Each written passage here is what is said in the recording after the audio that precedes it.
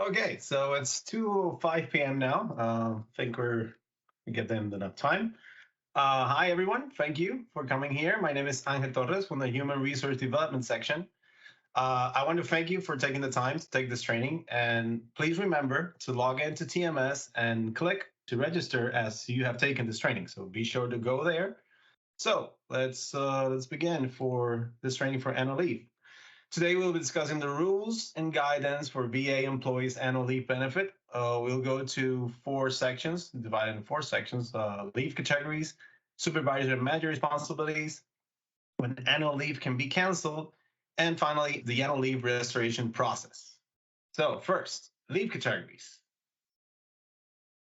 What is the purpose of annual leave? It's to give employees paid time off for such things as vacation and to attend to personal business or any personal emergency you may have. Employees have the right to take annual leave, but it is subject to approval of their supervisors. Who is eligible to earn and use annual leave? Well, it's full-time or part-time work schedules. Employees who have an appointment expected to last at least 90 days, or employees who have been continuously employed at least 90 days under one or more appointments. That means that, for example, if I'm a temporary employee, but I don't, my contract is for less than 90 days, I will not be eligible to earn annual leave, basically. The leave year begins on the first day of the full biweekly pay period in the calendar year. It's not like for performance, for example, it's for fiscal year. So for leave, it's for the calendar year. Annual leave is earned during the pay period, and it shall be credited to an employee's leave account at the beginning of the pay period and may be used during such period. The minimum charge for annual leave is 15 minutes. That means that, for example, if I'm late, my supervisor gives me the break to charge it to annual leave, authorizes it. Well, the minimum charge that I can get is 15 minutes. If you're late for 7 minutes or less, then it's up to the supervisor to authorize that. When employees are absent for less than 15 minutes and request leave, they cannot be required to work the remaining portion of the 15 minutes for which the leave is charged. So let's say I got 7 minutes late. The charge in my time card will be 15 minutes, if my supervisor says so. But I am not required to work, 7 minutes. If my period ends at 4:30 and I was 7 minutes late, I cannot say, well, I worked 7 minutes. It shouldn't be like that. It depends on your supervisor, and your supervisor should not require you to stay later if you got late. Annual leave earning rates. For example, here's a little table that I made. For full-time Title 5 or Title 38 hybrids, it depends on how many years of service you have. For example, pay category 1, it will be less than 3 years of service. Pay category 2 will be 3 years, but less than 15 years of service. And pay category 3 will be 15 or more years of service. So that'll mean that, for example, for any employee that's full-time, Title 5 or Title 38 hybrid, we earn 4 hours per pay period when we have less than 3 years of service. When we have more than 3 years of service, but less than 15, that we earn 6 hours per pay period. And if we have more than 15 years of service, then we start getting 8 hours per period. So that gives us a little bit more annual leave for us. When it's part-time, it depends on the time you work. So for example, for each 20 hours you work and you are in a pay status, you earn 1 hour. When I say pay status, what that means is that you're working at the moment. If you are, for example, on leave, it depends. If you're on leave, it is a paid time, so that's a pay status. But if you are on leave without pay, let's say you have a leave without pay request and you have an injury, you don't have any annual leave or sick leave, and you have been approved leave without pay, that time that you're leave without pay doesn't count toward annual leave. So it means that maybe if you have, let's say you're a part-time employee, and even if you're a full-time employee, if you have leave without pay and you don't earn the minimum, you won't get those hours accrued. For part-time, again, 1 hour per each 20 hours work in a pay status. For pay category 2 will be 1 hour per each 13 hours in a pay status. And if you have 15 or more years, then 1 hour per each 10 in a pay status. For full-time physicians, dentists, podiatrists, chiropractors, and optometrists, and full-time RNs, CRNAs, ANRPs, physical assistants, and EFDA. I don't remember which is EFDA. They all earn 8 hours per pay period. Part-time, then it's the same rules as the part-time Title 5 or Title 38 hybrids.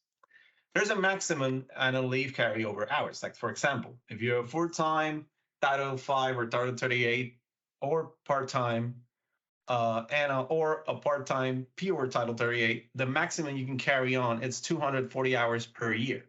That means that, for example, if I earn more than 240 hours in the calendar year, when I reach December 31st, if I have more than 240 hours on my annual leave balance, I'll lose them if I don't use them. That's why you get your supervisors verifying that have you taken your leave? You got to take your leave, because if not, you lose it. That's a bad part. You don't want to lose annual leave. Nobody wants to lose annual leave, right? For full-time physicians and dentists and the RN, CRNAs, etc., they get 685 hours as the maximum annual leave carryover hours. Employees are not entitled to advance annual leave. It's a benefit, basically. It's not an entitlement. It must be requested properly, and employees may be granted advance annual leave not to exceed the amount that can be accumulated by the end of the leave year in which it is granted. For example, if I'm to request advance annual leave, it'll mean that I don't have any annual leave balance left over, right? I have to make a request. I have to fill some paperwork. I'll have to request it to management, and I can be granted only the time that I would acquire from the time I'm requesting it. For example, let's say on June I don't have any annual leave. I want to take vacations, but I don't have any annual leave left. I would have to request it, but I can only take as much as I would earn until the end of the calendar year. I cannot ask for like 200 hours more. I can take I can't take like 2 week vacation again, 80 hours if I'm not going to earn 80 hours. So you got to take that in mind when requesting advance annual leave. Let's go to supervisor and manager responsibilities. All requests have to be made in advance. At least 2 weeks is recommended for annual leave requests. All requests must be entered into VISN for your supervisor to verify and approve. And requests for annual leave will be considered in light of current and anticipated workloads. That means that your supervisor will check, depending on the workload and any projects pending, if they can approve that time or not. Let's talk about annual leave in lieu of sick leave requests. While employees may request annual leave in lieu of using sick leave, it is still a request for annual leave and therefore is still subject to supervisory approval and may be denied. Simply because an employee is requesting annual leave in lieu of sick leave does not turn such request into a request for sick leave. Supervisors should use the same criteria for approving annual leave in lieu of sick leave as they would a normal annual leave request. Annual leave in lieu of sick leave request, this means more like if you don't have any sick leave balance left and you have a medical emergency or a medical situation, if you have annual leave balance, you can request to use it. But in this case, it has to be approved by the supervisor in order to use it. You just can't say, well, I don't have sick leave, I'll use my annual leave. Since it's annual leave, it has to be approved by your supervisor. First and foremost, every department is unique. It is the supervisor's responsibility to determine the staffing levels necessary for the department to successfully run, right? When considering whether to approve an annual leave request, the supervisors should ask themselves, can the employees be spared? And will the department still be able to function without their presence? If the answer to that question is yes, then it is appropriate to approve their request. Supervisors must balance the work of their department and unit against the interest of the employee using annual leave. Supervisors may find it necessary from time to time to ask employees how they will use their requested annual leave so that the supervisors may make informed decisions about approving or scheduling the leave. In such cases, employees are not required to provide the supervisor with this information, but should understand that in the absence of such information, their request for annual leave may be denied based on the workload of the department. Also, where requests for annual leave should not be denied based solely on employee's leave balance, you should ensure that the employee has enough annual leave to cover the entire request. So when a supervisor asks you how much time annual leave, how much balance you have, it's not required for you to say it, but remember that the supervisor to make the decision should know first that you have enough annual leave balance to cover your absence, because if you don't have it, then it would not be an annual leave request. It will be a leave without pay request, and that has to be submitted normally to management, and not it's not the supervisor's decision when it's a leave without pay. So you need to take that in mind when requesting annual leave, and your supervisor needs to take that also in mind. They have to verify your leave, they have to verify the work balance, and that all bases are covered if you when you request or their employees request annual leave. It is supervisor's responsibility to determine the staffing levels. So let's go to lesson 3 when annual leave can be canceled. This is more for supervisors, for example. Generally, the cancellation of annual leave will not be exercised unless there's an urgent, unforeseen circumstance and it's feasible for the employee to return to duty. If an employee refuses to return to work when leave is canceled, the leave should be changed to absence without leave on AWOL. Be sure to check any applicable local supplements and with human resource for guidance on any past practices. For example, if a supervisor cannot cancel a leave request, an annual leave request, once it has been approved, just by saying because I made a mistake or whichever, let's say that I don't have coverage and I didn't check it or whatever, that is not a valid reason for the supervisor to cancel it. The supervisor is responsible to verify the coverage they have before approving the annual leave. But we have to be reasonable, of course. If for example, an employee requests annual leave and the supervisor approved it by mistake, didn't see the coverage, the supervisor can have a talk with you and have a talk with the team and decide if anyone is willing to change their leaves. So that's something to take to be mindful when you're a supervisor. When approving annual leave, you need to verify that you have coverage. It is a supervisor's responsibility, not the employees. And let's talk about the annual leave restoration process. Annual leave in excess of the maximum carryover that is automatically forfeited at the end of the leave year may be restored under conditions of administrative error, exigencies of public business, and sickness. There is no limitation on the amount of sick leave that can be accumulated. The maximum annual leave carryover for a Title V employee is 240 hours, as we discussed earlier. A full-time physician, dentist, podiatrist, or optometrist may carry forward not more than 86 days of accumulated annual leave at the end of any leave year.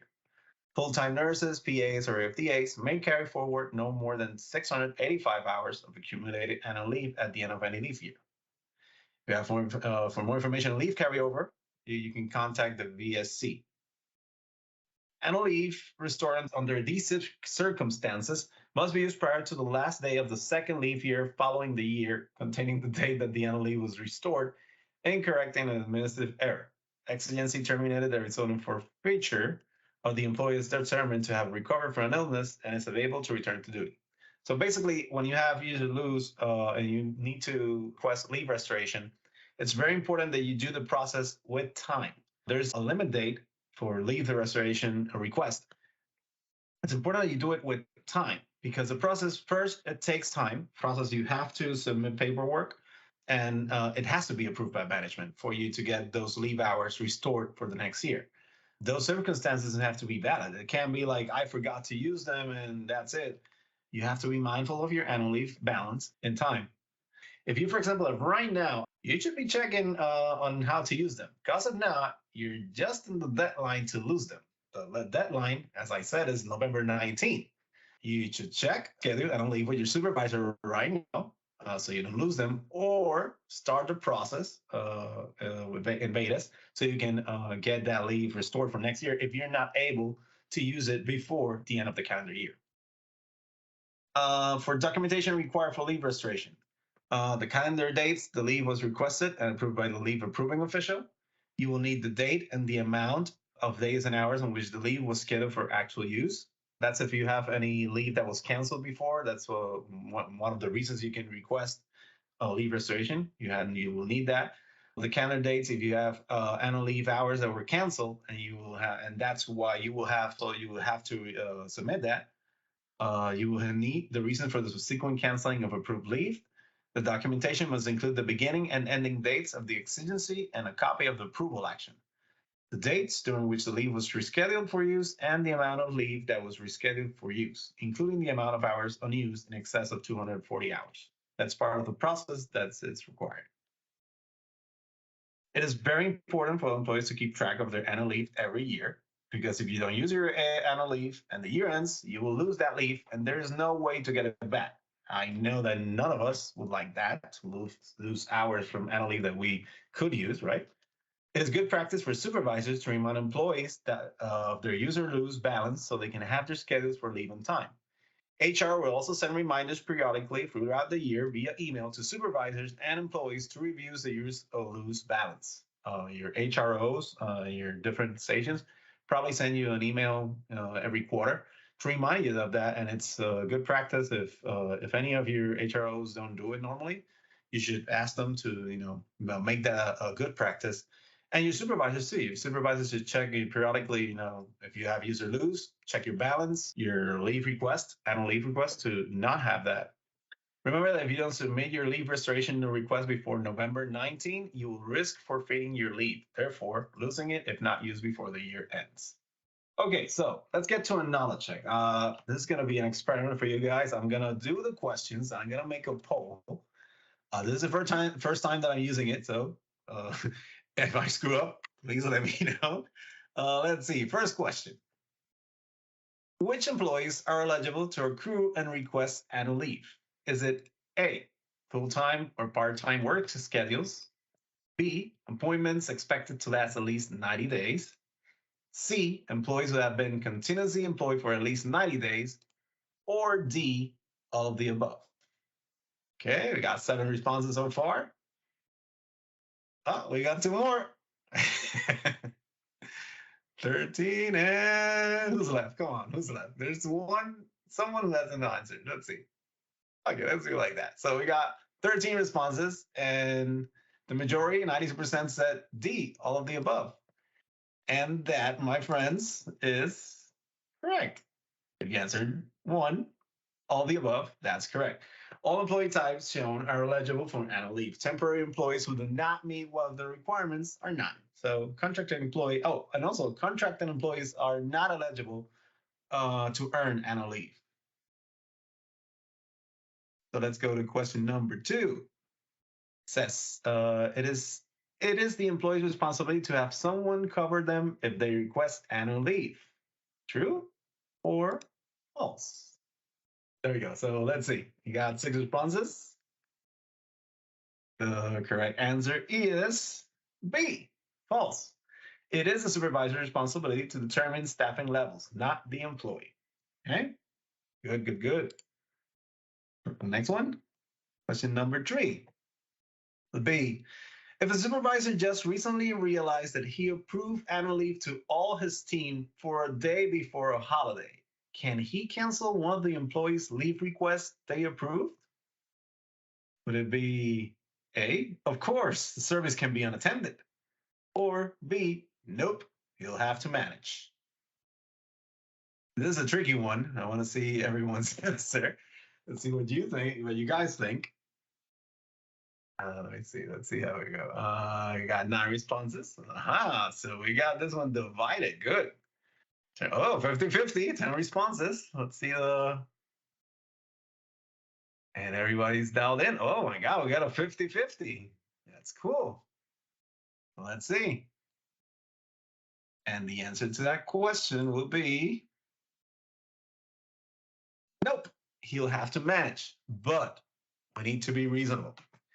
Supervisors are responsible to keep track of the employee's annual leave and their requests. This doesn't mean the supervisor does not have options in this case. For example, in this case, the supervisor will have to talk with the employees and try to reach an agreement for coverage, but he cannot cancel if there's not an emergency. Okay, the supervisor's mistake is not an emergency, not a reasonable situation to be able to cancel annual leave. So that's very important to supervisors be mindful and be careful when approving annual leave and checking that you have enough coverage for a holiday, for example. That's one of the tricky days that everybody, of course, let's say right now, next week, we got Thanksgiving on Thursday. Everybody's going to try to get Black Friday out, right? So the supervisor approving the leave should be mindful that, not everyone can be out. And, and the team has also to be reasonable on that part. You have to expect that not everyone will be able to get out of have annual leave on that day. So saying that the supervisor that the reason to cancel it is because the supervisor didn't check it, that's not a reasonable excuse to cancel it. It has to be a better excuse. So let's go to question number 4, the final one. Question number 4. Unused annual leave in excess of my accrual limit is automatically passed over to the next calendar year. Is it? Of course it is. A. Or B. Wait, what do you mean no? Here we got 4 responses.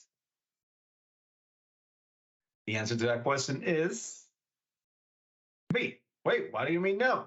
Well, annual leave in excess from your limits is not automatically added to the next year's balance. You need to request to keep it before the calendar year ends, if there's a situation that concedes so. You need to plan with your supervisor to take your annual leave timely and without disruption to your service. Having annual leave in excess does not automatically make you eligible to take the days before the end of the year. You need your supervisor approval always. So, for example, we can't expect, for example, if I didn't check my annual leave balance in all of the year, and 3 weeks before Christmas, I check in and say, "Hey, I got 100 hours. I should take, the rest of the month off." It doesn't work like that, man. You have to verify with your supervisor. If your supervisor says, "Well, I don't have anybody out, and I can't do that," great. That's great for you. But in the real world, we know that's probably not going to happen. So you have to request it with time, and your supervisor has to approve it. So if he doesn't approve, you can't be mad at yourself because you do have a responsibility to keep track of it. And remember, we got till November 19 to request restoration for next year. So if right now you got more than 100 hours of user dues, and you don't have any scheduled leave, you should be starting to have a talk with your supervisor just in case. And if you have any annual leave that was canceled before, that's a reason to request the restoration. So you should be getting on that now. Okay, so that's all the questions that I have. Okay, so in summary, employees are entitled to take annual leave. Supervisors are responsible for ensuring that appropriate staffing levels are maintained and employees can use annual leave. Employees accrue leave based on the type of position they are in.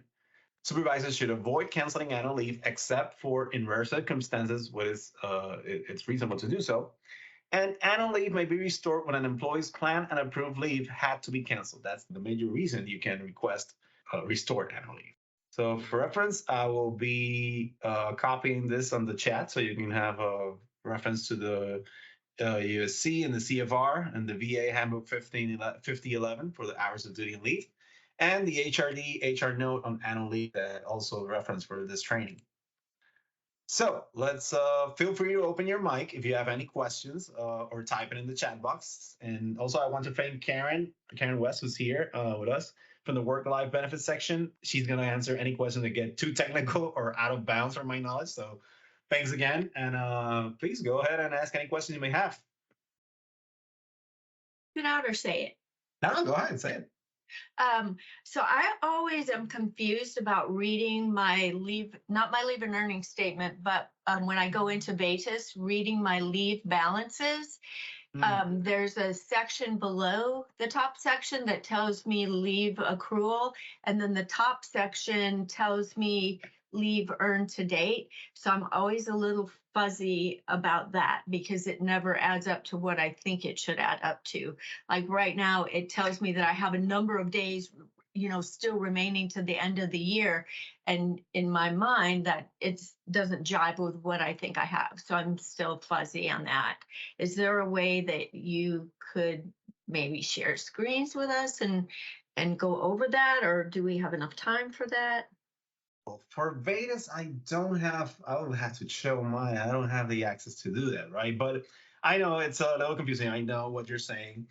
My guess would be I will have to get you more info on that. I can send you later if I find a training or a guide about that. But my tip would be always check your MyPay statements. Oh, sure. That's exactly, that's one of the best ways to know. It gives you, for example, at the moment, what's your user lose hours and it counts them from the end of the year, what you have now and what you'll be accumulating at the end of the year. So, for example, if you go right now to your MyPay, and it says that your balance is X amount of hours, and in the end, in the right corner, it says user lose X amount of hours.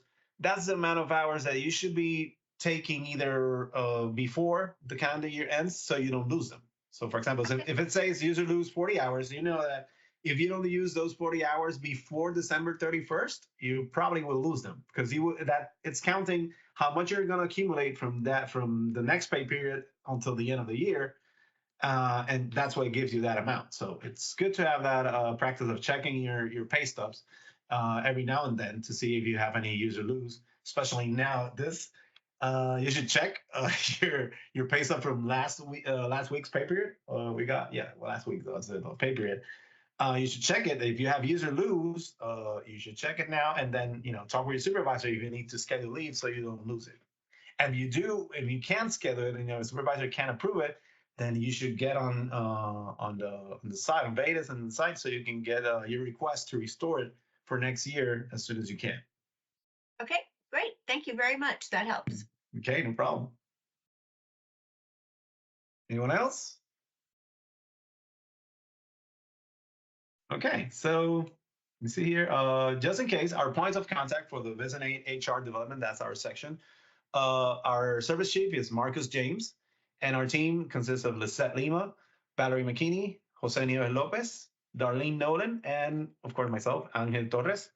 You can reach us at VISN8HRD@va.gov. If you have any specific questions about leave and stuff like that, you can contact the work-life benefits section. I forgot to put the link right now, so Karen, if you can type in the chat box any email you can provide for the team if you have any questions, or you can also look for it in the SharePoint, the HR SharePoint. You'll be sure to get the links there.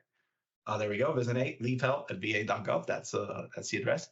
And be sure to check the SharePoint out, because the SharePoint has a lot of stuff, a lot of information that'll be very valuable for any information you're looking about leave, annual leave, sick leave, whichever. I will be having a next training for sick leave and leave without pay in the coming weeks. So if you are interested in that, be sure to check it out. And that's it. If we don't have any more questions, I'm gonna put this poll right now just to test it. How many stars you give this training session? The one if you say, man, he should do better next time, or 5 stars if you say, great job, you didn't bore me. I hope I didn't. I'm gonna put 3 on mine because I'm like that. And feel free to go ahead and go TMS later, and you'll be able to click on TMS and mark it as completed this training. We'll also check it, and we'll check everyone that is here today. And again, thank you for being here. If you have any questions, be sure to write to us or Karen's team. So thank you again. Have a great day.